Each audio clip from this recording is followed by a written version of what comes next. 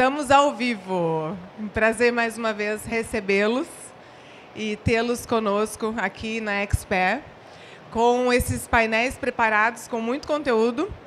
Convido vocês todos a olharem os conteúdos. Ontem falamos sobre reforma tributária, falamos um pouco sobre investimentos, falamos também sobre franchising, né? O segmento de franqueabilidade no Brasil, o quanto de dinheiro isso gira para nós. Falamos um pouco também a respeito da nossa rede franqueada, está tudo no YouTube. E nós estamos ao vivo novamente aqui. Damos boas-vindas para quem está nos assistindo aí do outro lado.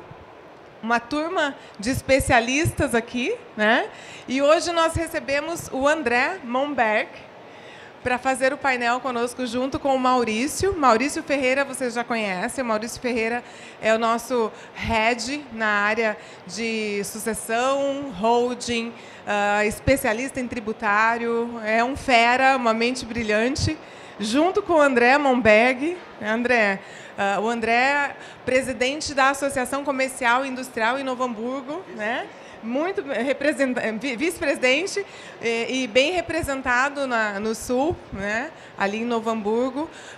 O André também tem a Focus, né? Agência de investimentos no Sul, e vai compartilhar conosco um pouquinho hoje do assunto de wealth, né? Junto com holding e seguros. Por que esses assuntos se misturam tanto, né? Por que a gente tem aí uma dúvida em como linkar um assunto no outro, sendo que a gente tem o ambiente todo voltado para a proteção de grandes fortunas, para a proteção de um capital conquistado em vida, conquistado através de heranças também, né? E a gente vai abordar um pouquinho desse assunto hoje. E eu quero passar a palavra para o Maurício, para ele contextualizar o tema para nós. Olá, pessoal, tudo bem? Bom dia. Me ouvem bem aí? Então, um grande prazer estar aqui falando contigo, André, sobre esse tema aí que a gente há algum tempo já vem tecendo alguns comentários e conexões, né? E feliz de estar aqui nesse maravilhoso evento da XP, com esse público bem qualificado, para poder colocar um pouco de luz nesses temas tão importantes e trazer um pouco de comparativos, de complementaridade, de funcionalidades dessas ferramentas fantásticas quando bem implementadas, que são ferramentas de holding, ferramentas de securitização. Eu acho que, para contextualizar esse assunto e para a gente iniciar o nosso bate-papo, é legal a gente falar sobre sucessão, né? Porque, em última análise, quando a gente olha para holding, quando a gente olha para securitização, a gente tem um olhar bastante forte e, muitas vezes, o interesse da sucessão. Acho que é importante, nesse momento, contextualizar, né, o que a gente pretende com sucessão. E esses momentos que a gente passou há pouco tempo atrás, de pandemia, nos ensinaram muito sobre o ser humano, sobre a nossa finitude necessária e inevitável, né? A gente ainda tem muitos tabus na sociedade e um deles é falar sobre o fim do ser humano, né? Falar sobre o fim necessário da nossa vida, mas é uma certeza, talvez a única que a gente tenha. E eu vejo que é imprescindível para o proprietário de qualquer patrimônio, de um legado, né, perpetuar o seu legado, o seu patrimônio, as suas estratégias, aquilo que de melhor ele fez enquanto aqui esteve. E é natural que ele queira privilegiar os membros da sua família, os seus herdeiros necessários, diretos ou afins. E essas ferramentas todas se prestam muito a isso. A gente tem em paralelo, né, a esse sentido da sucessão, um assunto que está aqui para nós, muito em voga no momento, que é a reforma tributária, que vai mexer um pouco nisso. A gente já falou bastante sobre no dia de ontem, em um evento que a gente teve aqui. Mas, sucessão, quais são suas ferramentas, o que ela pretende e como que se faz da melhor forma possível, né? Eu acho que esse é o grande tema que a gente quer falar hoje. E, dentro desse tema, abordar sucessão e seguros. Quem sabe a gente começa, Maurício, explicando um pouquinho para o pessoal o que é de fato um planejamento sucessório, né? A gente tem aí comentamos sempre dentro do Grupo Estúdio que herdeiro e sucessor, eles têm características similares, porém habilidades muito diferentes, né?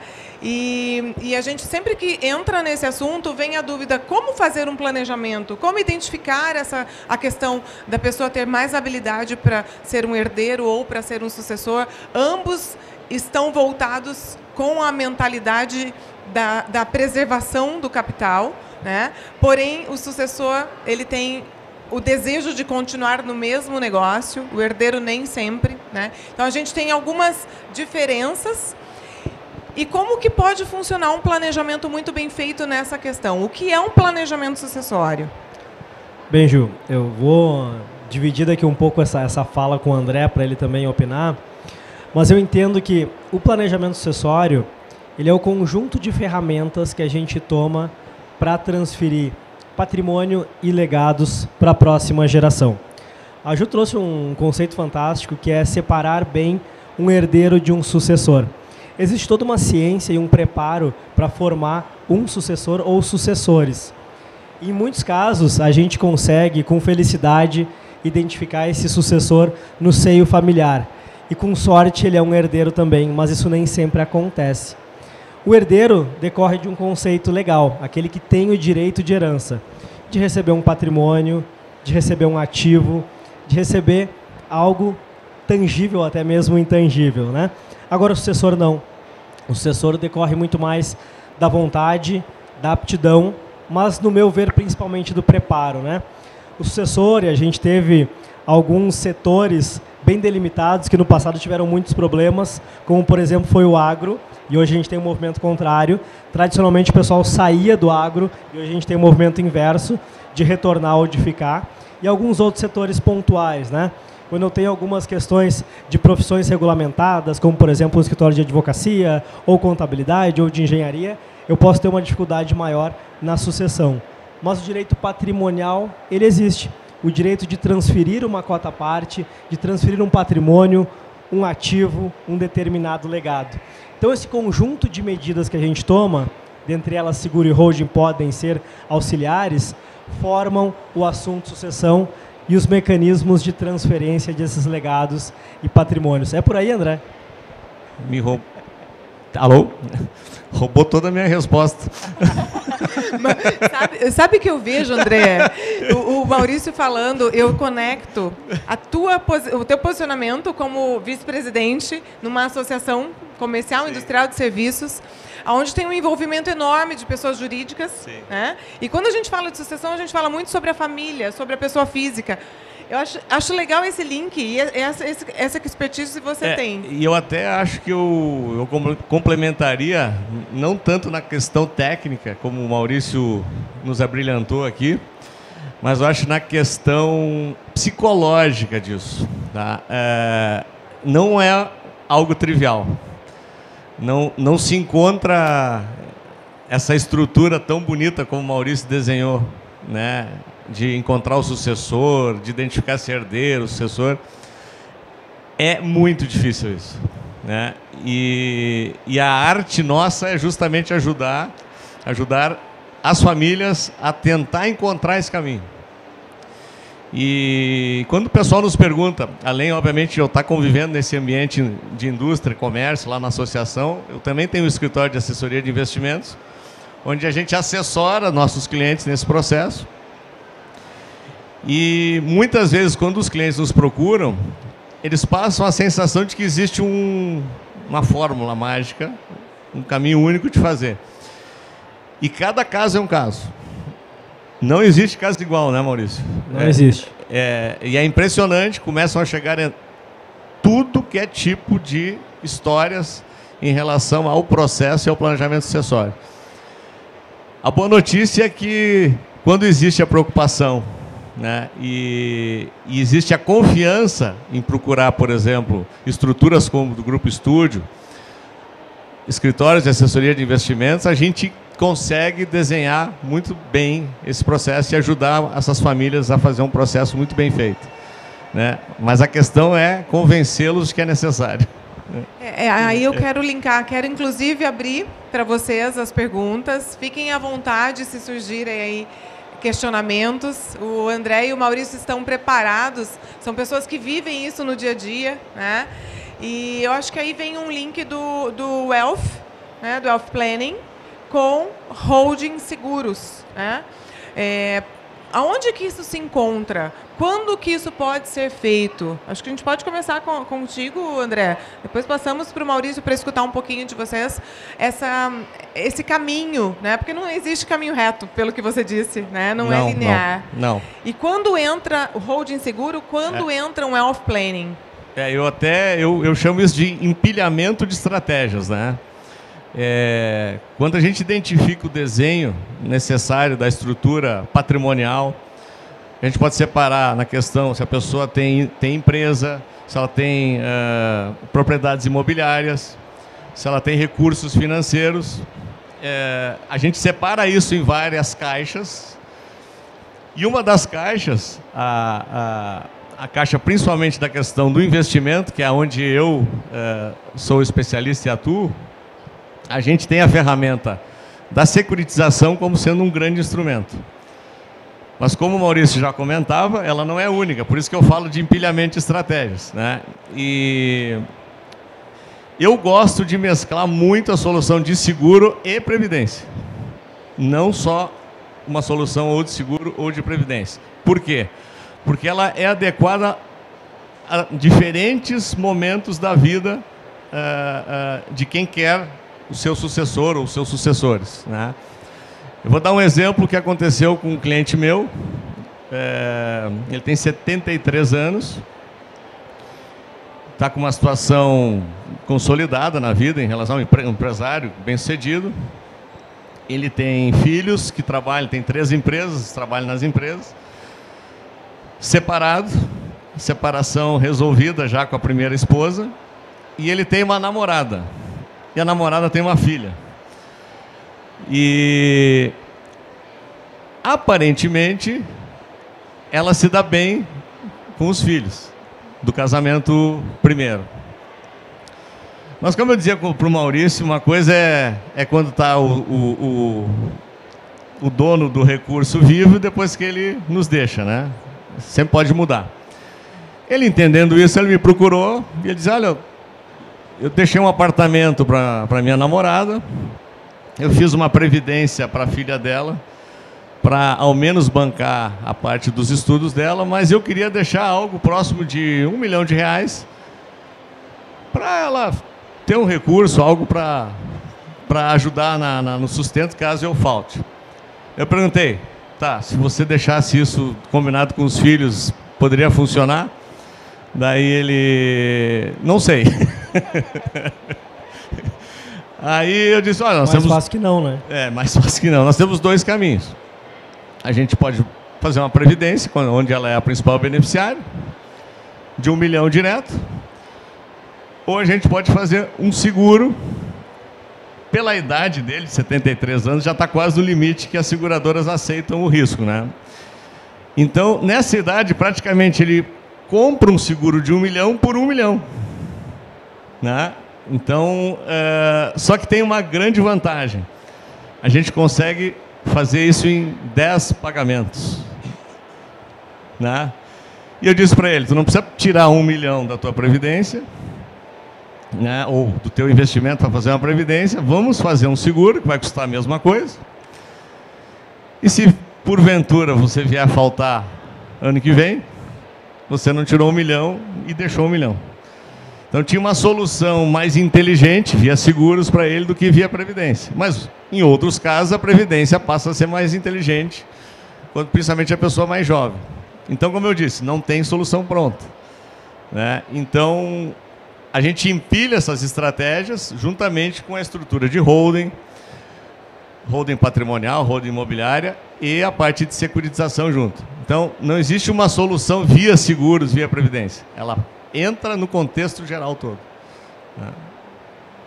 Isso vai muito caso a caso, né? Como, além Total. de não ser linear, diante do mesmo caso, nós vamos encontrar parâmetros diferentes, né? Um casamento com filhos de casamentos diferentes, uma circunstância passada também com irmãos, isso pode acontecer, né?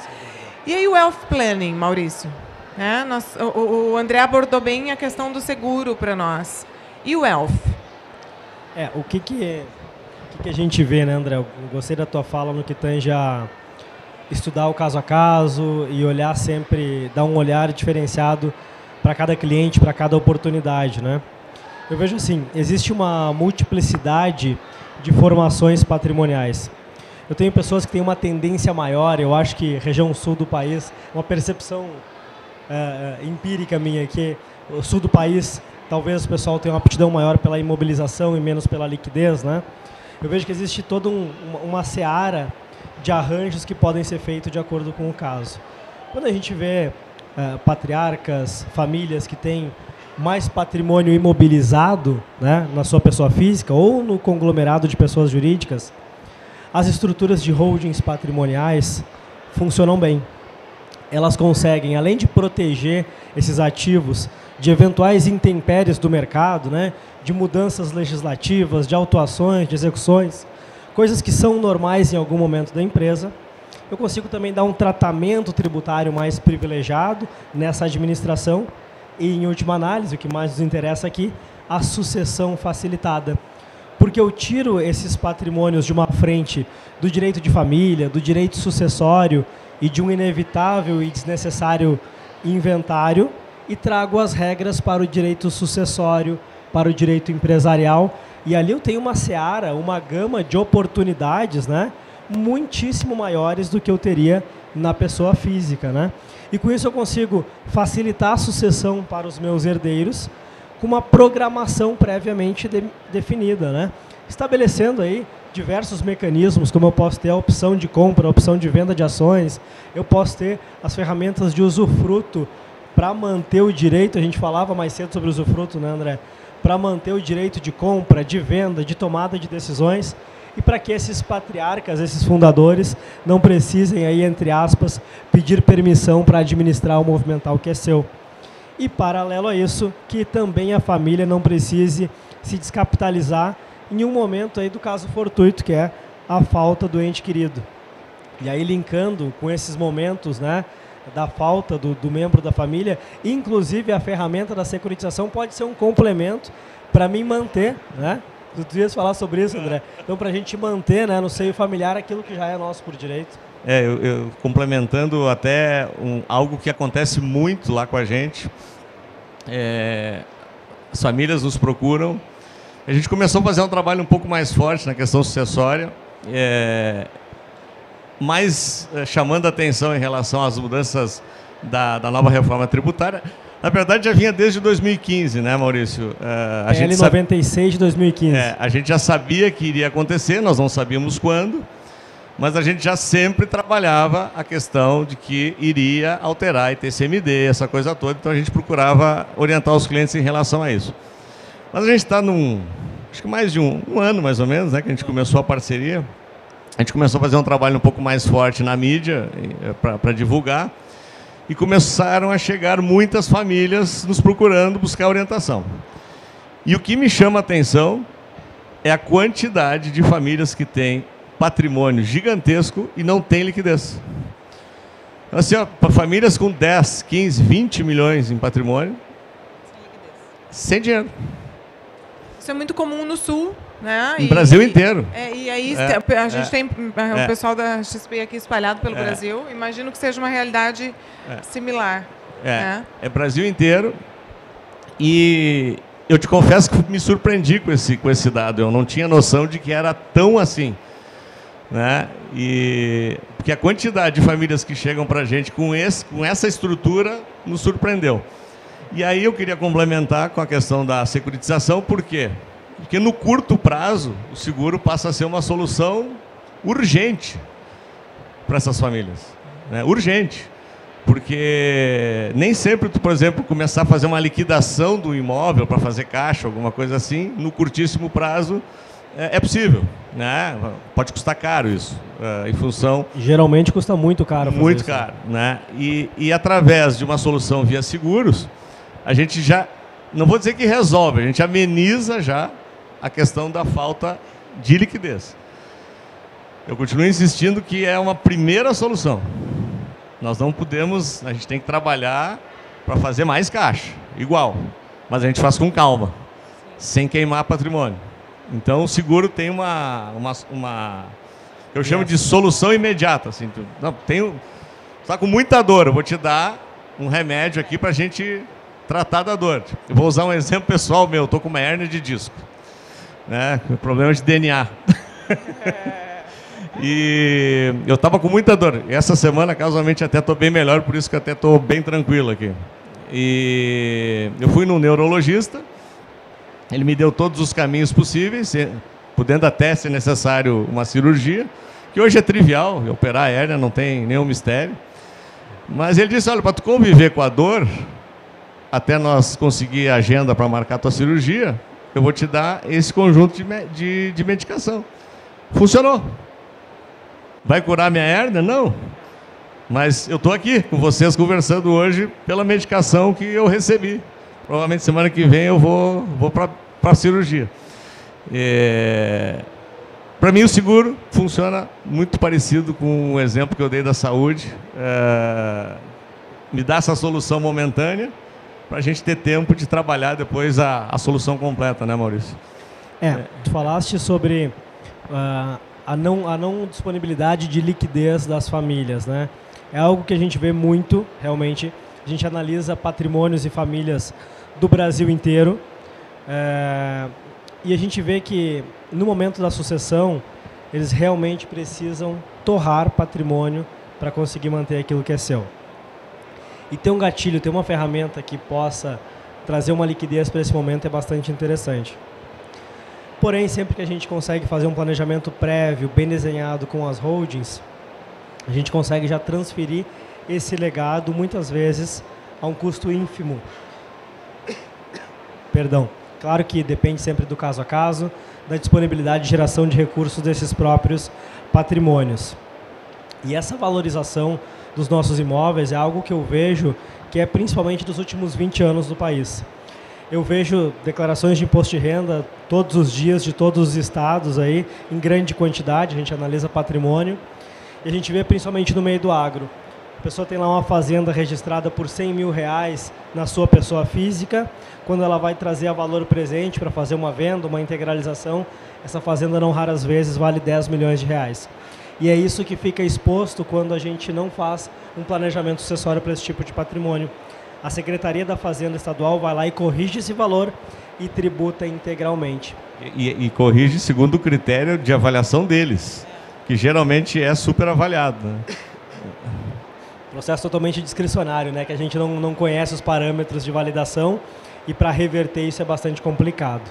Então, realmente, quando a gente consegue sair dessa curva com quaisquer ferramentas que seja, é bastante interessante. Principalmente quando a gente consegue trazer solução de liquidez e uma solução definitiva para patrimônio e para a família.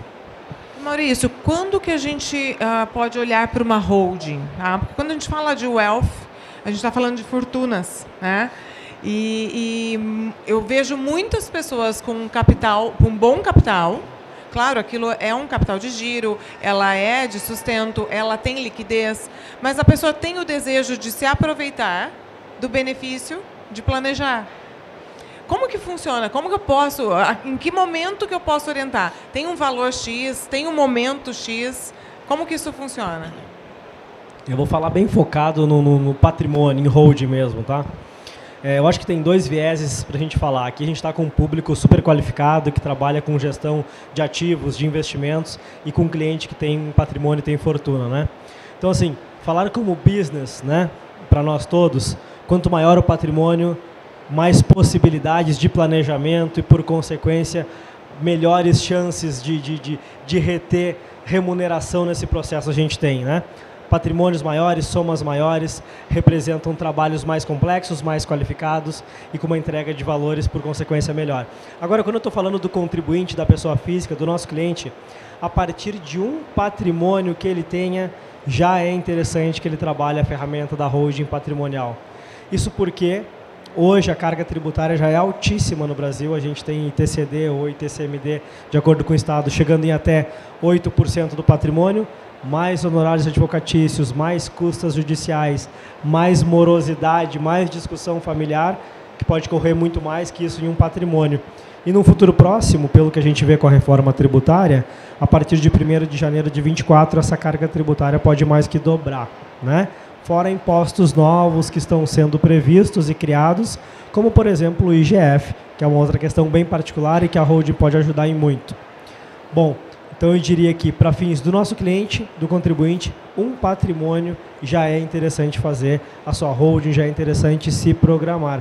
Quando a gente fala para sucessão, isso fica inegável. Para proteção ainda tem um grande benefício, e no planejamento tributário, caso eu queira vender esse imóvel ou alugar esse imóvel desde já ou num futuro imediato, eu posso estar falando de uma redução de carga tributária em pelo menos na ordem de 60% ao mês, o que é algo muito importante que na última linha me devolve muito mais rentabilidade e lucratividade sobre o meu patrimônio, né? E essa redução de 60%, ela indifere de um patrimônio de 1 milhão ou de 10? Indifere. Indifere. Então, Indifere. No bolso, né, na do última cliente, linha eu tenho benefício. Eu tenho benefício equivalente. Sem dúvida, mesmo eu sendo empresa ou eu sendo pessoa física, e principalmente nas empresas, existe um movimento bastante interessante e que a gente vem militando há muito tempo, que é a separação, sempre que possível, de patrimônio, né, e de operações. Porque nas operações eu tenho ônus, eu tenho riscos, né, eu tenho todos os problemas intrínsecos e extrínsecos da minha atividade. Já no patrimônio, quando eu consigo segregar ele, eu dou um tratamento patrimonial, tributário muito mais privilegiado para ele, e mesmo em algum momento que eu decida, porventura, me desfazer da minha operação e empreender em outra área, eu continuo com todo aquele lastro econômico bem resguardado, bem respaldado e com tratamento diferenciado, né? Então aqui tem também um Y, uma curva, onde o empresário pode olhar e dizer assim, espera aí, a minha operação é essa aqui, ela tem riscos, eu não sei até quando que eu de fato vou estar aqui, e talvez eu nem um sucessor tenha, né? Eu tenho que considerar essa possibilidade. Agora, o patrimônio não. O patrimônio é legado, é direito de herança e eu preciso preservar ele. Eu acho que tem mais um assunto que a gente ficar por aqui, a gente tem bastante coisa para falar a respeito do tema, mas tem uma coisa que me veio em mente aqui em função de uma discussão ontem. Franqueadoras, PJs, né, acabam acumulando patrimônio na PJ. E isso se dá decorrente à necessidade de ter o patrimônio, de ter o investimento para cobertura de riscos, né? Riscos da rede, riscos funcionais, e entre outros. Quando esse dinheiro fica parado na pessoa jurídica, eu tenho uma depreciação dele, né? Vamos usar esse termo. E muitas vezes ele tem receio de distribuir para a pessoa física e não usufrui do benefício disso, da distribuição, do planejamento, do wealth, do próprio seguro. Como que eu posso começar essa discussão? Quando eu vejo que existe dinheiro na PJ, ele tem receio porque ele tem um fisco para responder, ele tem um Ministério do Trabalho para responder, né? Quando que isso se linka, PJ, PF, e quando eu posso intervir para que ele tenha a melhor solução? Assim, esse assunto é um pouquinho mais técnico, a gente tem que responder com um pouco de técnica, né? Eu acho que é um caminho natural para as empresas e negócios bem-sucedidos que elas acumulem riquezas, que elas acumulem rendimentos, lucratividade, que elas se mobilizem, que elas tenham marcas com grande valor. E está tudo certo e que bom que é assim. Isso beneficia o valuation, beneficia todo o grupo empresarial e os seus sócios por consequência. Agora, eu também acho que é interessante, sempre na medida do possível, que a gente tenha uma empresa enxuta para que ela não tenha riscos sobre aquilo que não precisa ter risco, né? Ou seja, será que a minha empresa precisa ter imóveis, precisa ter investimentos, precisa ter tanta disponibilidade financeira, ou será que é interessante eu criar um outro mecanismo que dê mais segurança para esses ativos financeiros, para esses ativos imobilizados?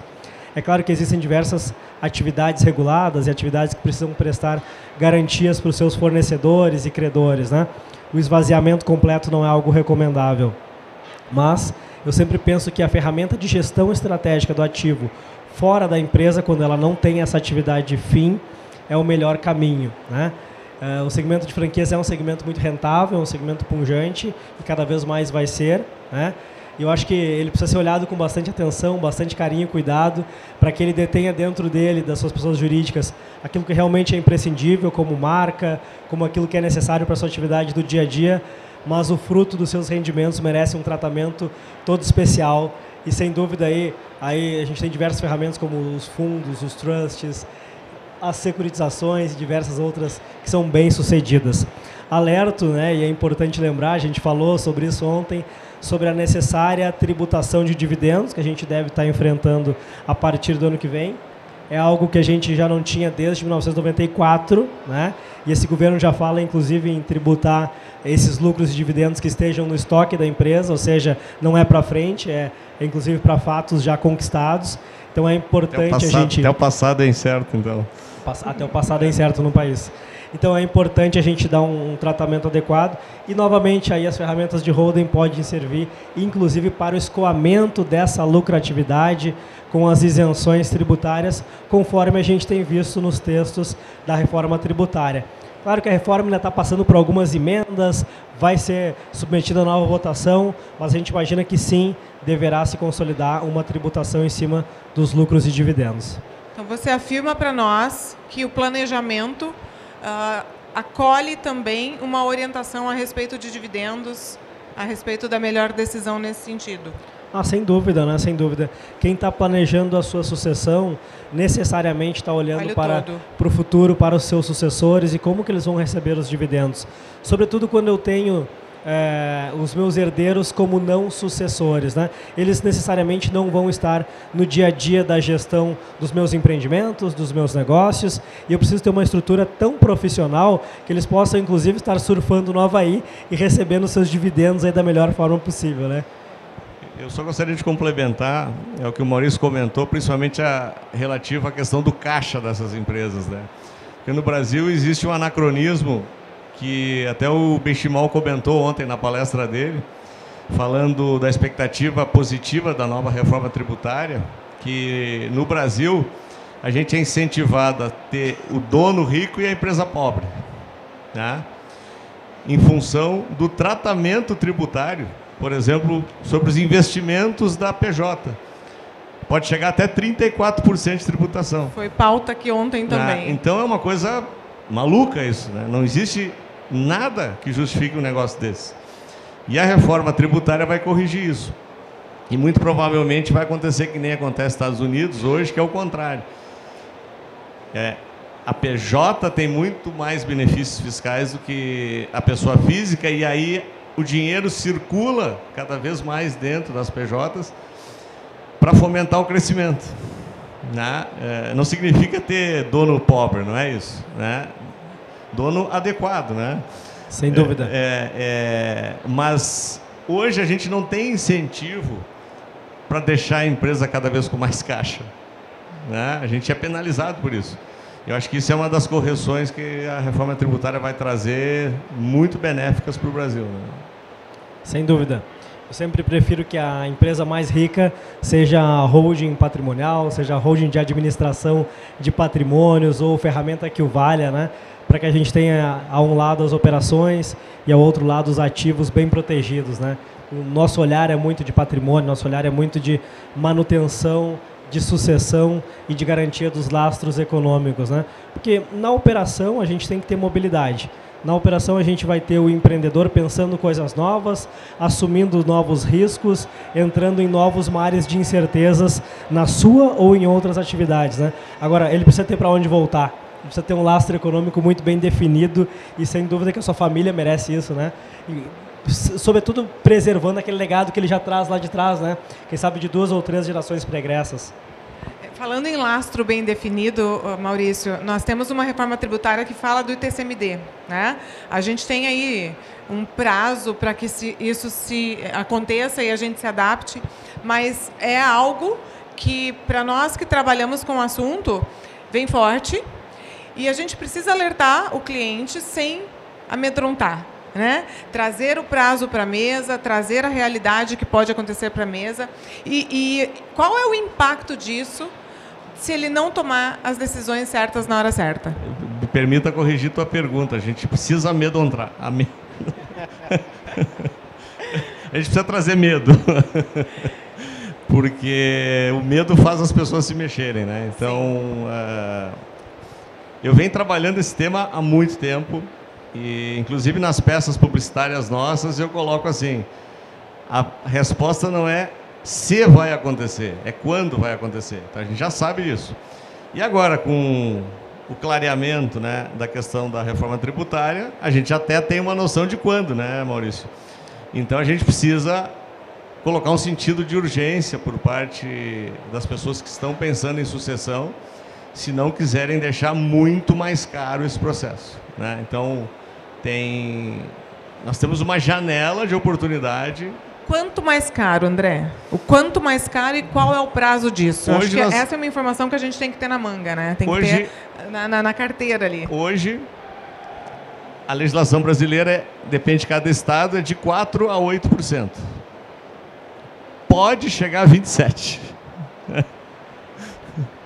A gente, pelos textos da reforma tributária, a gente vem acompanhando aí realmente uma majoração de cargas. Essa majoração ela não está explícita em qual valor fica, né? O que a gente tem visto é a progressividade tributária em cima do montante patrimonial. O que a gente conhece em termos de progressividade hoje é a progressividade do imposto de renda, que vai até 27,5%. Então, a gente conjectura esta possibilidade, né? O que está bem sinalizado é que a União quer cada vez mais se apoderar desse ITCD, quer cada vez mais gerir esse tributo e fazer parte disso.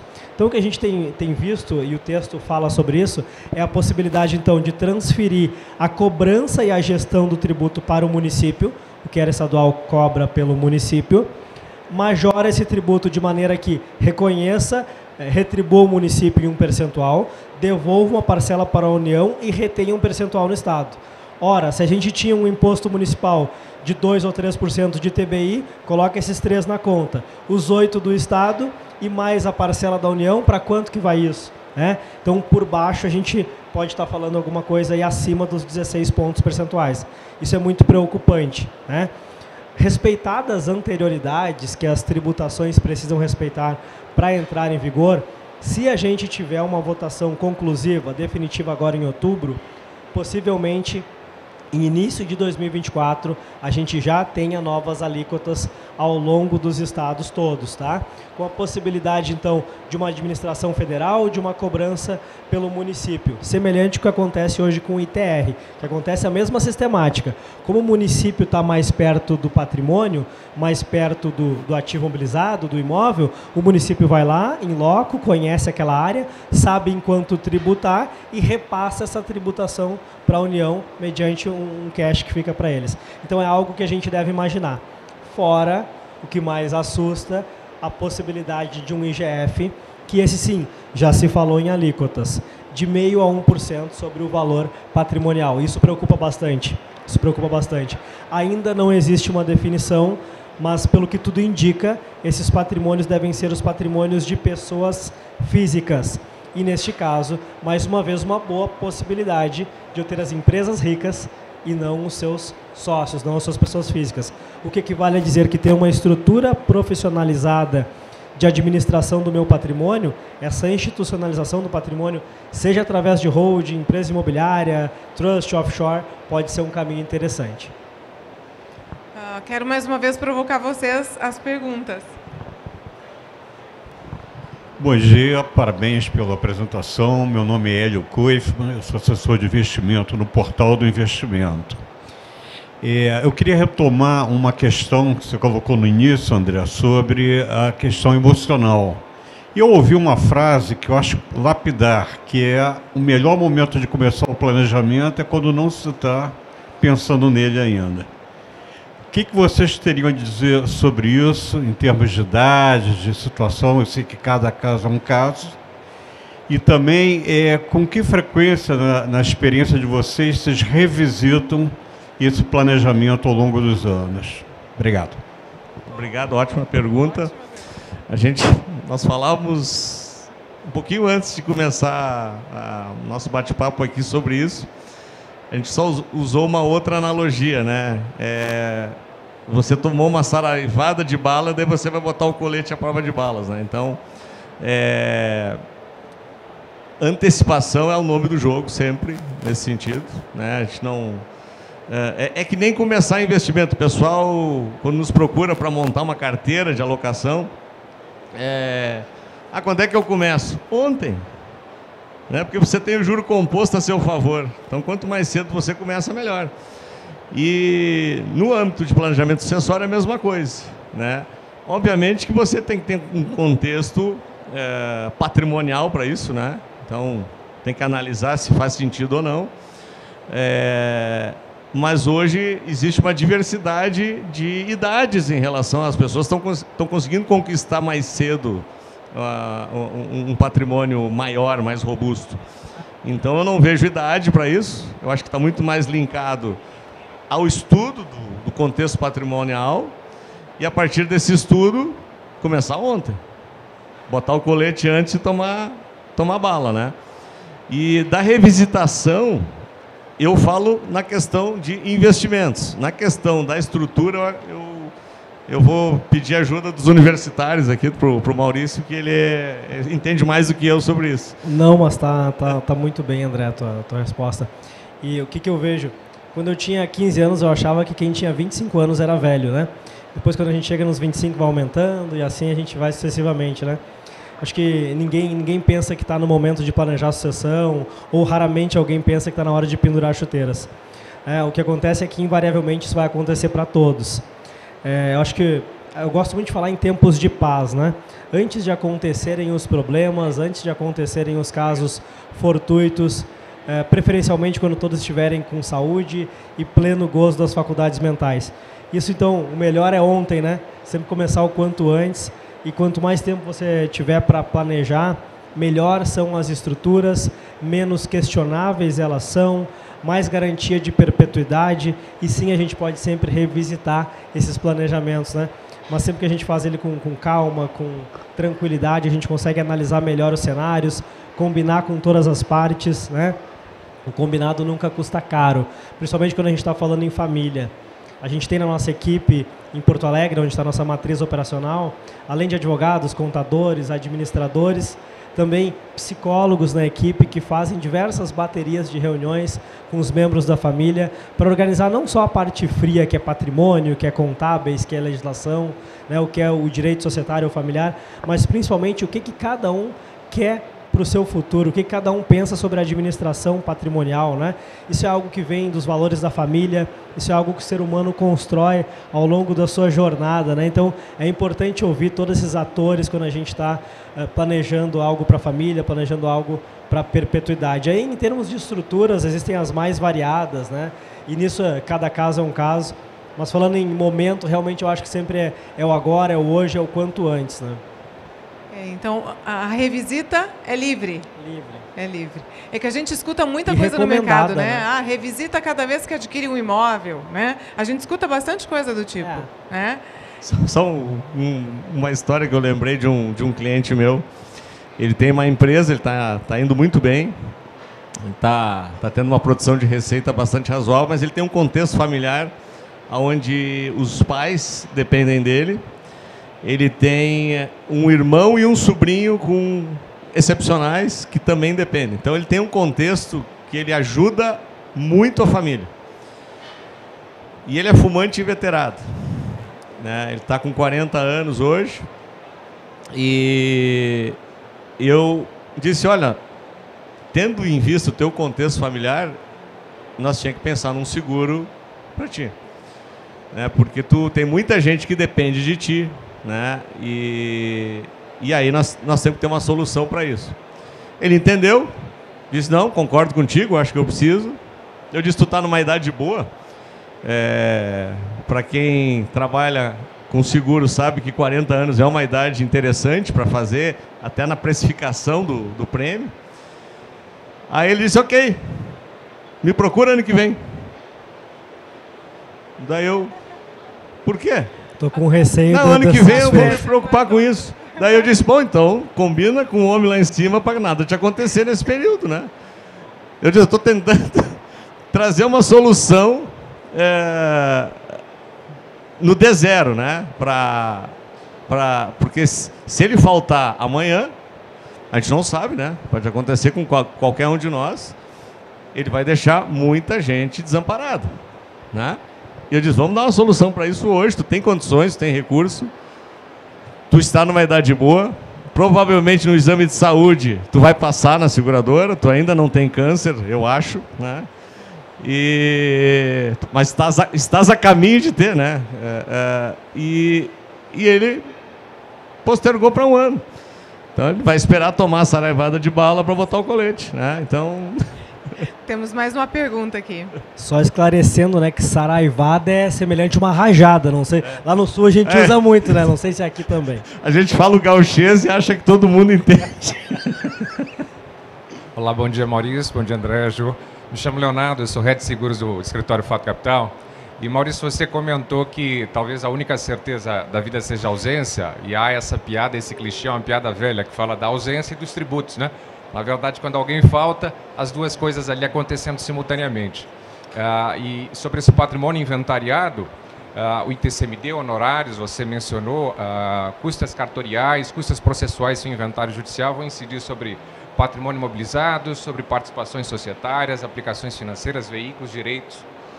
E eu percebo que a grande dificuldade é ensinar as famílias a provisionarem, eu falo de uma perspectiva mais securitária também como o André, é provisionarem esse recurso. Eu tenho uma predileção, Maurício, pelas soluções de seguro e previdência, apesar de vir também da área jurídica, eu atuei entre 2007 e 2012 com direito de família, direito de sucessões, mas eu percebo, e claro, eu gostaria de ouvi-lo em relação a isso, eu percebo que se constituir uma holding, por exemplo, por ser uma solução mais complexa, demanda um investimento maior, tem um custo ali de assessoria jurídica, contábil, um custo de manutenção com tributos, taxas, eventualmente até auditorias. Eu percebo que faz muito sentido quando se trata de uma atividade empresarial, esse é o foco da família, mas para a grande maioria das famílias que nós atendemos, que tem ali um patrimônio de usufruto familiar, onde não se há uma necessidade, por exemplo, de se gravar um imóvel com uma cláusula restritiva, de impenhorabilidade, de usufruto, de incomunicabilidade, o seguro para mim, ou previdência, como o André pontuou, a depender da característica de idade, de saúde do cliente, acaba fazendo muito mais sentido porque você tem alavancagem, porque você tem um custo muito baixo de constituição, porque você tem um benefício tributário de isenção de TCMD, de imposto de renda, dentre outros benefícios também, penhorabilidade e incomunicabilidade. E eu percebo, o grande desafio é educar as famílias a fazerem esse provisionamento. Porque o ITCMD hoje pode estar em 4, 8, a depender do estado, pode chegar a 16, mas o fato é que todos nós pagamos IPVA, todos nós pagamos IPTU, ITBI, ITR, sobre o patrimônio que nós acumulamos durante a vida, no lançamento desse tributo, né, no início de todo exercício fiscal, mas nenhum de nós está acostumado a provisionar ITCMD. E existe uma cultura aqui de que a gente vai pagar esse imposto depois de 40 ou 50 anos de acumulação patrimonial. Então, por que não fazer esse provisionamento ao longo de 10 anos, por exemplo, através de uma solução de seguro, ou o quanto antes, através da constituição de uma holding? Mas, novamente, o meu questionamento é aqui, e eu gostaria de ouvi-lo nesse sentido. Para a maioria das famílias, constituir o seguro e pagar isso na forma de uma parcela mensal ou a partir da rentabilidade de um saldo de previdência acaba sendo muito mais simples do que constituir e manter uma holding durante 40 ou 50 anos. Onde é que você percebe esse ponto de diferenciação entre uma solução e outra? Quando você entende que uma é mais vantajosa ou outra? Eu gostaria de ouvi-lo nesse sentido.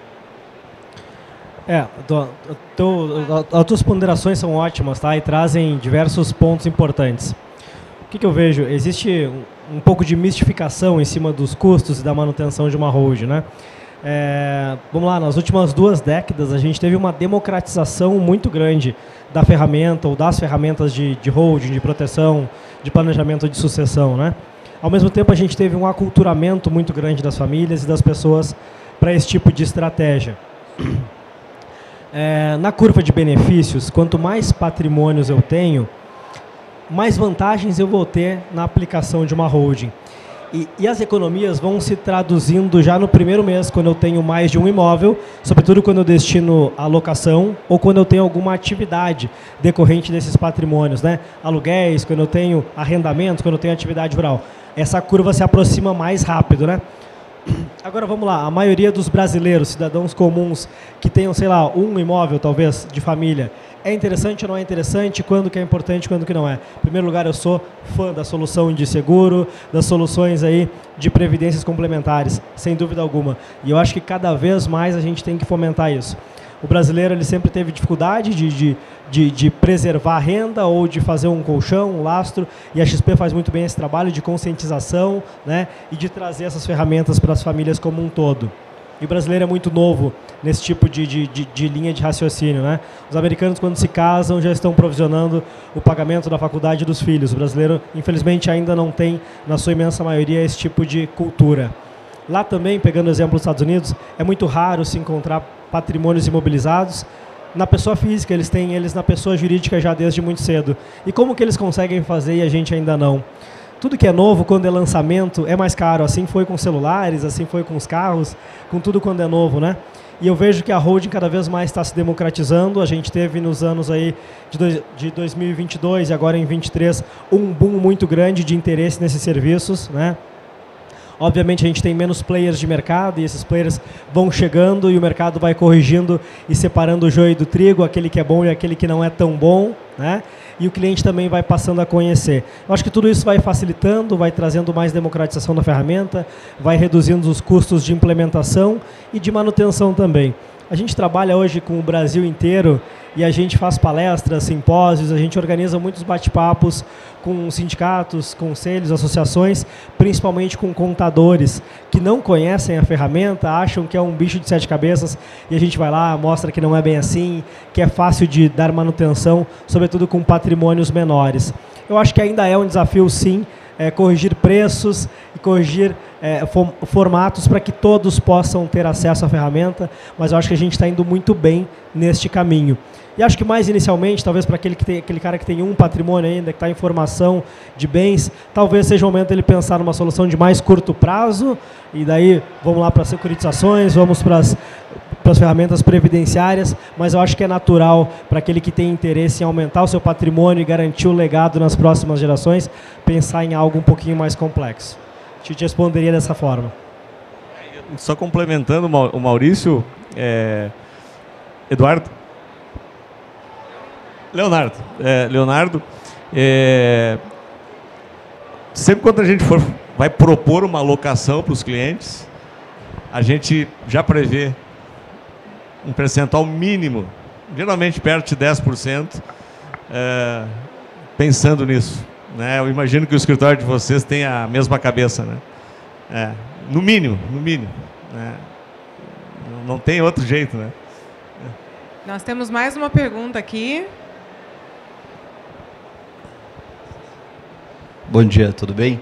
Eu sou o Gustavo Benaglia, eu sou assessor de investimentos, sou planejador financeiro da Farol Capital e vocês falaram vários temas aí, ferramentas que são super importantes, o seguro, falar de empresa offshore, que a gente, né, hoje aqui não falou muito. Nem deu tempo. Sim, exato, porque é um oceano azul em si o tema, né? Falamos aí sobre a questão da holding, existe testamento, seguro, existe a questão da previdência, de fundo exclusivo, e Brasil não é simples. Você comentou o caso da área do agro, onde ele tem o patrimônio na pessoa física, talvez do ponto de vista sucessório é muito ruim e muito caro, mas do ponto de vista do dia a dia dele é barato, é muito mais interessante ele ter esse patrimônio ali como produtor rural na física. Então a gente tem que ter essa visão global, essa visão holística de entender os custos de sucessão, mas os custos da manutenção e quanto ele se beneficia no dia a dia de impostos. Mas tem um tema, e por ser planejador financeiro, que eu sempre penso no longo prazo. Você comentou, Maurício, eu adorei quando você fala sobre o envolvimento do herdeiro dentro desse processo, porque muitas vezes eu vejo esse foco em você falar com o seu cliente, em planejar, mas você não envolve os herdeiros. E no final do dia, eles serão os beneficiados por esse processo e no futuro, eles serão aqueles que passarão o patrimônio também. Então, como planejador, eu tenho essa preocupação de não só fazer todo o projeto, mas procurar envolver a família e os herdeiros, porque o empreendedor, investidor, ele precisa entender do seu negócio. tudo isso que a gente falou é nosso trabalho, então a gente tem que ser esse ponto de apoio para ele. E, por sua vez, para o herdeiro, para a família. Olha, seu pai ou sua mãe, enfim, ele tinha isso, ele tinha aquilo, você está preparado, você vai receber. Então, dentro do escritório, a gente também faz um trabalho de treinamento, de palestra, de conversar com a família, porque no futuro eles serão aqueles que terão esse patrimônio e a ideia é perpetuar. Então, que eles possam aumentar este patrimônio e passar para os seus. E dentro desse trabalho, não é tão comum a gente ver os herdeiros sendo envolvidos no planejamento. Então, eu queria que você comentasse um pouco da importância da gente envolvê-los de maneira racional, de maneira emocional, e que eles estejam preparados para receber e aumentar e perpetuar esse patrimônio. Legal. Muito boa as tuas ponderações, teus questionamentos. Eu sou casado há 16 anos. Nem todas as decisões que eu tomo, aquilo que eu quero fazer, eu consigo com facilidade de convencer a minha esposa, né? E eu vejo que isso está acontecendo agora com os meus filhos também. Eu gosto de fazer algumas coisas, eles nem sempre estão afim, né? Eu acho que é importantíssimo engajar as pessoas, motivar e que todos fiquem sabendo os porquês das coisas, né? Lá no Grupo Estúdio a gente tem uma transparência muito grande com o nosso time. A gente tem um time aí que oscila em algo em torno de 300 membros, né? Internamente diretos, né? E a gente gosta muito de combinar as coisas previamente, né? A gente fala que combinado não sai caro, eu brinquei antes com isso, né? Muitas vezes a gente faz um planejamento pensando em dar vazão somente aos desejos do futuro sucedido, né? Porque muitas vezes ele é o nosso contratante, ele é o principal interlocutor e é alguém que a gente tem um compromisso maior de satisfação, mas é um grande erro quando a gente não ouve o todo e o que eles esperam dali para frente, né? E sobretudo quando é possível trazê-los para o dia a dia da atividade. Às vezes a gente vê famílias, principalmente em famílias bem-sucedidas, os filhos têm tantas possibilidades de fazerem o que quiserem da sua vida, que eles não olham para um pouquinho daquilo que os pais fizeram, né? Lá atrás, quando eles conquistaram o patrimônio, né? Eles têm tudo de tantas coisas e às vezes não estão aprendendo daquele negócio que os sustenta, né? Isso pode ou não ser ruim, as pessoas precisam ter liberdade para fazer aquilo que melhor entendem ou que gostam, mas é importante a gente ter essa formação dos sucessores, engajá-los e motivá-los, né? Essa é a melhor forma. Eu trabalho com famílias e empreendedores do Brasil inteiro e eu tenho visto sucesso em formação de sucessores quando eles começam muito cedo. E tenho visto processos de governança empresarial com famílias bastante grandes, às vezes já com a segunda e terceira geração participando, quando existe transparência. Em muitos casos eles não têm nenhum documento assinado, não tem nenhum acordo, um protocolo, não tem nada, né? Nenhum memorando, mas eles têm transparência, eles se reúnem, eles sobretudo gostam de estar juntos e eles falam sobre os negócios abertamente. Isso ajuda muito. E a gente tem que tentar profissionalizar e copiar esses exemplos para todas as demais famílias que às vezes não tenham. A gente tem no Brasil, paralelo a isso, uma tradição onde o empresário trata seus negócios com muito sigilo. A gente tem muito pouca compliance dentro dos nossos negócios, né? A gente quer dar muito sigilo a tudo. Às vezes os empresários me dizem assim, tá, mas então o meu contrato social ninguém vai ter acesso, né? Ninguém vai saber que patrimônio eu tenho, quanto que é meu capital social. Aí eu tenho que explicar, olha, sua empresa é registrada em uma junta comercial, este documento é público. Opa, como assim? Né? A gente tem uma tradição de não mostrar o que a gente está fazendo, como está administrando. Isso tem alguns desdobramentos, né? Um pouco é sobre a questão tributária, que se tenta elidir ao máximo, porque não se sabe qual a aplicabilidade daquele tributo. Que tratamento que vai ser dado pelo ente público àquela tributação que eu tenho, né? Então, talvez pagar o mínimo possível seja o melhor caminho, né? E às vezes até fora da legalidade. É o que a gente vê historicamente. Então, eu penso que comunicação, transparência, né? Engajamento mútuo são os principais caminhos. Tu falaste sobre o produtor rural, né? Falaste sobre a administração, em alguns casos, ser mais vantajosa na pessoa física, né? É legal que a gente vem fazendo um trabalho no Grupo Estúdio, sobretudo com a Estúdio Agro, que é uma das nossas bandeiras do grupo, bem intenso na profissionalização dos produtores rurais. Isso porque a gente vê que os produtores rurais, eles estão muito profissionalizados da porteira para dentro, no que tange a melhores sementes, melhores equipamentos, todos os anos safras recordes, pivotamento de áreas, né? Muito bem assessorados. Existem órgãos de governo que há muito tempo vêm fomentando isso. E que bom que é assim. Eu tenho formação lá no meu 2º grau de técnico agrícola. Adoro essa área, tá? Mas o que a gente tem visto é que, em muitos casos, a profissionalização do produtor rural via pessoa jurídica traz benefícios tributários que ele nunca imaginaria na pessoa física. E aí, dando uma pinceladinha só no tributário, não é o enfoque de hoje, como, por exemplo, o creditamento de alguns insumos que ele nunca teria na pessoa física, né? Fora que o produtor rural, ele acaba tendo uma tendência de dividir as suas receitas em diversos blocos de produtor ao longo da família para tentar se beneficiar da isenção que o governo federal promove até um teto de receitas, né? Isso, em diversos momentos, é objeto de fiscalização, desconfiguração do produtor rural e acaba tendo uma sobretaxação muito severa. Então, o profissionalizar é um caminho bem legal e, em muitos casos, a pessoa jurídica é uma solução. Terceiro ponto, e não querendo me estender muito nessa, mas acho que tu trouxesse considerações bastante importantes, a questão da evolução patrimonial, né? A gente não tem no Brasil o direito de corrigir o patrimônio na pessoa física sem que a gente tenha um efeito de carga tributária de 15% a 22,5%.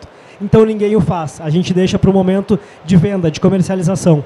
E aí, novamente, trazendo a brasa para a profissionalização da atividade empresarial pela holding, quando eu tenho esse patrimônio já protegido na ferramenta de holding, eu consigo trazer para uma carga, eu saio lá de uma carga tributária de 22,5%, podendo chegar para 6,73%. Então é uma diferença bastante grande. Então a gente tem que cada vez mais simular, fazer exercícios e projetos para as implementações desse tipo de planejamento. Educacional. Eu queria te parabenizar pelo idealismo, né? Porque não é trivial, né? Não é nada trivial, pelo contrário, né? Eu diria que a maior percentual a gente não encontra essa cabeça para que a gente treine os nossos herdeiros, sucessores, os netos, né? É uma bagunça. Tu deve saber melhor do que ninguém isso, porque tu trata disso, né? Então, parabéns pelo idealismo, mas a tua vida não deve ser fácil.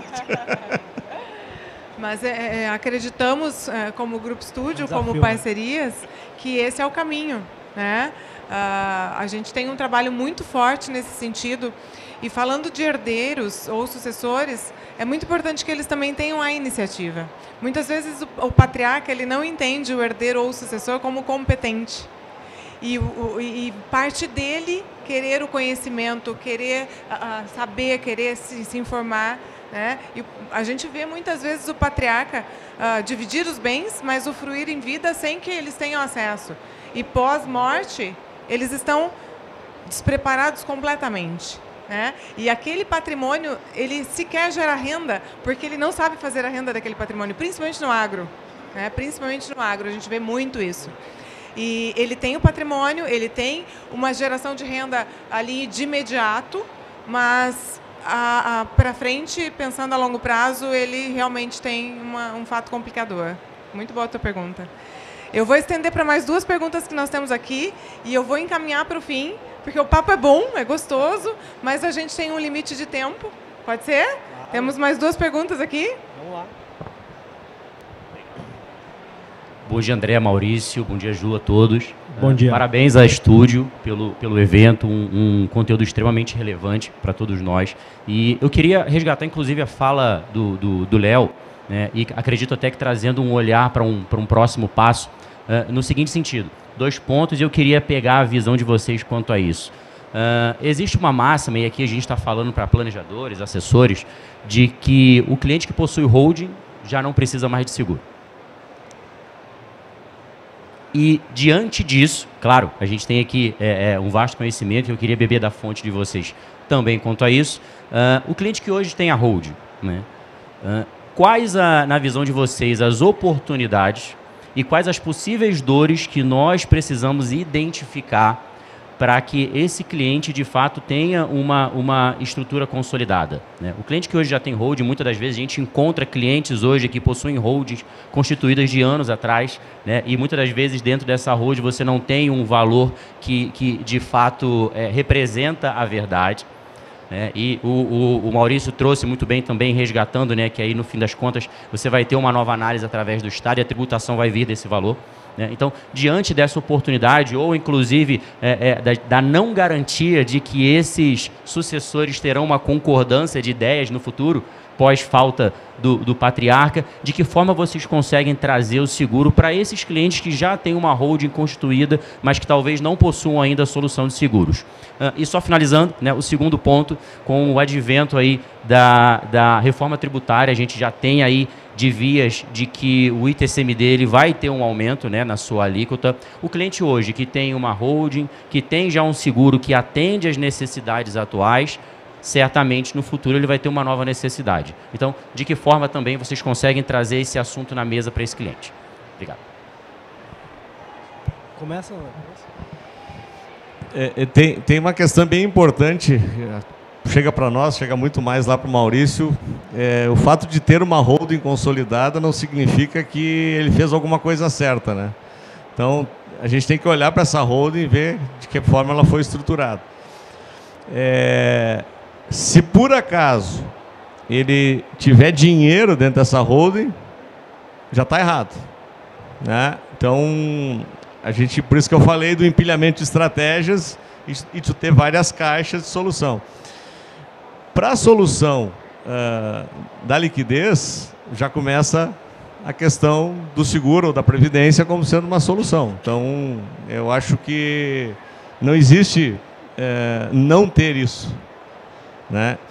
E muitas vezes o investidor ele acha que ele tendo um CNPJ ele tem uma holding, né? E não necessariamente é isso, né? Então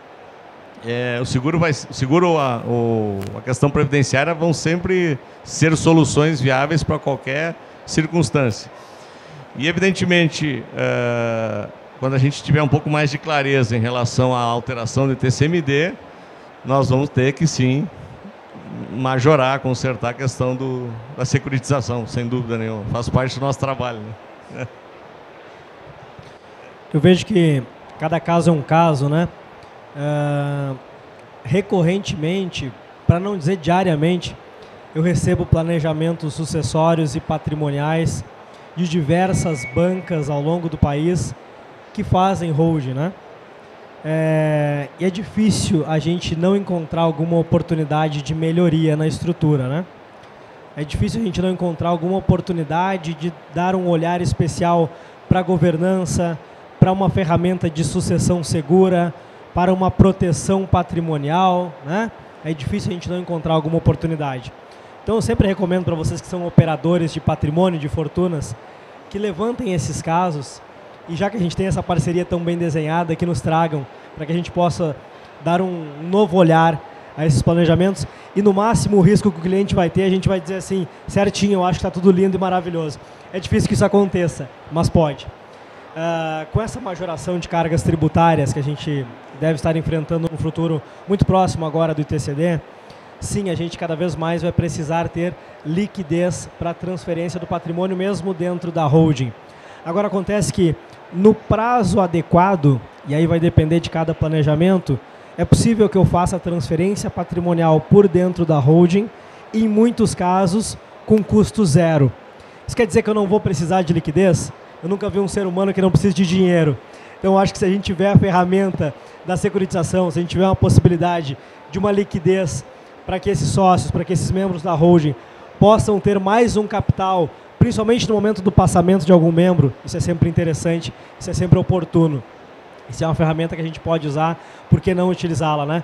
Mas sim, em alguns planejamentos eu vou poder fazer uma transferência patrimonial até mesmo em custo zero, dadas as condições adequadas, né, para a gente fazer essa transferência. Como, por exemplo, o caso das holdings que têm receita própria, onde eu consigo fazer uma transferência de cotas ali por aquisição ou por doação por valores menores, fora das faixas aí que o Estado tributa. Tá certo? Nós temos mais uma pergunta. E eu quero dizer para vocês que tanto o Maurício quanto o André estão conosco aqui no stand. E pós esse momento nós continuaremos com vocês. Então nós teremos mais uma pergunta para finalizar nosso momento, mas seguimos juntos, tá? pessoal, bom dia, tudo bem? Eu me chamo César Rabi, eu sou Head de Planejamento e Proteção Financeira na Siglo Investimentos, lá do Sul, lá de Florianópolis. Vocês são do Rio Grande do Sul ou Santa Catarina? Rio Grande do Sul. Eu sou gaúcho também. Os gaúchos dominaram, né? Dominaram a região lá. É perigoso a gente dizer que dominaram, só no meio de paulista aqui. Pois é verdade, né? Lá, né? Lá sim. Exatamente. Hoje eu moro em Balneário Camboriú, mas o nosso escritório fica ali em Florianópolis. Só tem gaúcho naquela região lá. Lá mas sim, vamos lá. Lá sim. Maurício, queria trazer um case para até validar uma fala tua e do André, que eu achei bem bacana. Hoje o nosso principal parceiro de holding é Estúdio, mas no passado nós realizamos aí 2 cases muito bacanas, que é justamente qual que é o melhor momento de fato startar a criação de uma holding, né? E nós temos um cliente, que ele é um jogador de futebol, ele não tinha naquele momento patrimônio imobilizado, ou seja, ele não possuía ali imóveis, mas ele possuía de fato investimentos. E a gente sabe que o jogador de futebol tem uma receita, né, alta, né? Então ele estava só investindo. E agora eu quero trazer até a pergunta do amigo que é assessor, até esse é o comentário que eu gostaria que vocês, a opinião de vocês, né, sobre o relacionamento, porque o cliente de fato, ele é do assessor. Nós que somos os heads, a gente está ali como especialistas para apoiar o assessor em determinadas situações. E o padrão hoje no Brasil é justamente essa fala, né? Quem tem pelo menos 1 milhão investido, ele tem no mínimo 10 vezes mais em patrimônio imobilizado. Isso é até um número, já é validado esse número. Se tem 1 milhão, tem 10 milhões em patrimônio imobilizado. Só que essa geração, eu acredito que é a nossa geração, devido ao conhecimento, devido à tecnologia, devido, enfim, né, à velocidade da informação, nós estamos começando com o investimento. O investimento financeiro.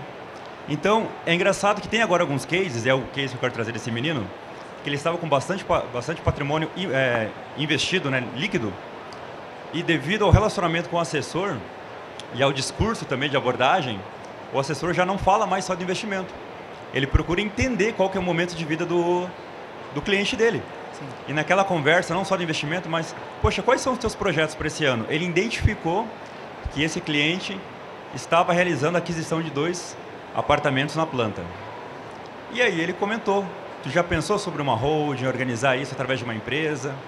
E ele veio para uma conversa e tivemos um sucesso ali de montar toda a estratégia, né, de organização através de uma holding para ele já realizar a aquisição desse patrimônio via a empresa dele, via holding. Então, eu queria que vocês comentassem um pouquinho, não de fato da execução da holding, mas do ponto do relacionamento do assessor para identificar essas oportunidades junto com o cliente deles. Posso começar? Que bom que tu está trazendo esse ponto, porque eu acho que a gente ia escapar esse ponto e a gente ia acabar não falando sobre ele. Vou começar pela parte técnica, onde eu sempre estou mais confortável, né? O melhor momento para quem está pensando em comprar imóveis para constituir sua holding é antes, sem dúvida, porque eu já adquiro por dentro da holding. E aí tem algumas questões práticas bem importantes, como imunidades de TBI na integralização do patrimônio. Eu não passo por esse problema, eu não preciso nem discutir com o município. Eu diretamente estou adquirindo o imóvel por dentro da holding, me facilita muito a vida e a administração. Agora, falando de relacionamento, eu acho que cada vez mais é imprescindível, né? Você entender a vida do seu cliente, saber quais são os projetos futuros, saber se ele pretende casar, se ele casar, ele pretende casar em comunhão ou em separação de bens, né? Porque isso varia demais nas pessoas. O que ele pretende para o futuro é continuar no país, sair do país, ele tem projeto de empreender em quais áreas, né? Essas coisas mudam ao longo da nossa vida, né? Não são coisas que vão ficar perpetuamente da mesma forma. Mas quando você adquire esse nível de relacionamento, de confiabilidade, né? Ele sem dúvida vai abrir melhor a vida e tu vai conseguir desenhar estratégias mais pontuais e que vão atender ele com mais abrangência nas suas necessidades. Acho que é bem importante. Você falou um pouco da virada de chave, né? Que agora a gente deve começar a ter jovens investindo mais e talvez imobilizando menos. Eu acho que esses, não somente jovens, a nossa geração como um todo, né? Que também somos jovens, vão passar cada vez mais a investir no ativo financeiro, mas eu acho que em decorrência disso eles também terão mais disponibilidade em médio e longo prazo e novamente poderão se mobilizar. e aí se mobilizaram com imóveis até mais sólidos, com valores agregados maiores e melhor direcionados, né? Talvez já pensando nos seus investimentos, talvez já pensando na sua renda, e aí sem dúvida é mais importante ainda ter uma boa estrutura bem organizada. Posso complementar? Eu acho que tu deve ter visto alguma palestra ontem pela feira também, né? Ah, o primeiro dia. Então, desculpa. Ontem, se eu fosse para te resumir o que eu ouvi praticamente quase todos os especialistas aqui, é a questão do relacionamento 360 graus. Né? O Guilherme falou, o Balista falou, o Caio Pérez falou, que hoje é o head dessa área de distribuição na XP. Nós tivemos uma palestra da Charles Schwab ontem na questão de como construir relacionamentos de longo prazo com os clientes. Todos, invariavelmente, levaram para a questão do relacionamento 360 graus. Para vocês terem uma ideia, eu comecei o escritório há 16 anos atrás com a mesa de bolsa. Né? Nem era na XP. E o agente de investimentos podia fazer tudo. O cliente chegava para a gente, botava um dinheiro na mão, opera para mim isso aí e vê o que acontece. Obviamente que ocorreram estragos milionários Brasil afora em relação a isso, que obrigou a CVM colocar a resolução lá de 2012 que engessou o assessor de investimentos. E depois, com o tempo, principalmente muito graças à própria XP, que investiu muito forte na carreira da assessoria, a gente foi aprendendo a fazer as coisas de forma diferente. Foi para locação, foi para securitização, foi para offshore. E a gente hoje entende que se a gente não tiver todo esse contexto do cliente, a gente não consegue criar essa relação de longo prazo. Então, parabéns lá para o teu assessor, que ele já sacou o nome do jogo. E ontem, pena que você não estava aqui ontem. Ontem foi o tema central de quase todas as palestras. Todo mundo batendo muito forte nessa questão de visão sistêmica da vida do nosso cliente. Muito bom, muito bom. Obrigada, André. Obrigada, Maurício. É um baita tema, né? E nós nos sentimos provocados. E sem tirar todo o brilhantismo do tema e do André e do Maurício aqui, eu quero deixar para vocês um recado importante, pegando exatamente a fala do André aqui por último. Nós, no Grupo Estúdio, pensamos exatamente assim: atender o cliente 360 graus. E por isso o sucesso dessa parceria, né? Nós estamos propondo, e estamos aqui na Feira da XP. É a primeira vez com um stand desse tamanho. A primeira vez que nós viemos foi um ano antes da pandemia, com um stand de 2x2, 3x3. E nós vimos a oportunidade imensa de estar junto com a XP nesse universo, atendendo com serviços de forma corporativa, 360 graus. E fica aqui, né, como término do nosso painel, da nossa discussão, essa provocação, porque a sinergia ela existe e é indiscutível, né? Estamos à disposição de todos vocês, mais uma vez com conteúdos aí ao vivo. Hoje ainda teremos discussão sobre varejo, teremos discussão mais tarde sobre operações estruturadas. E provoco vocês mais uma vez a conhecerem um pouco mais das soluções para que vocês possam ter esse olhar sistêmico e todo do cliente, PJ e PF. Tá? Muito obrigada a todos. André, um prazer te ter aqui, com toda a excelência de conhecimento, know-how. Obrigado pelo convite, estou à disposição. Obrigada, Maurício. Obrigado, mais gente. uma vez, dando show. Maurício, é gostoso sentar, bater um papo, tomar um café. Inclusive, começamos com um café. Temos o dia todo de palestra e mais à tarde teremos aqui, recebendo cerca de 30 escritórios da XP que já fecharam contratos e já estão usufruindo desses fechamentos. O Maurício, vocês estão todos convidados. O Maurício vai virar influencer nessa pegada dele aqui. Obrigada mais uma vez, gente.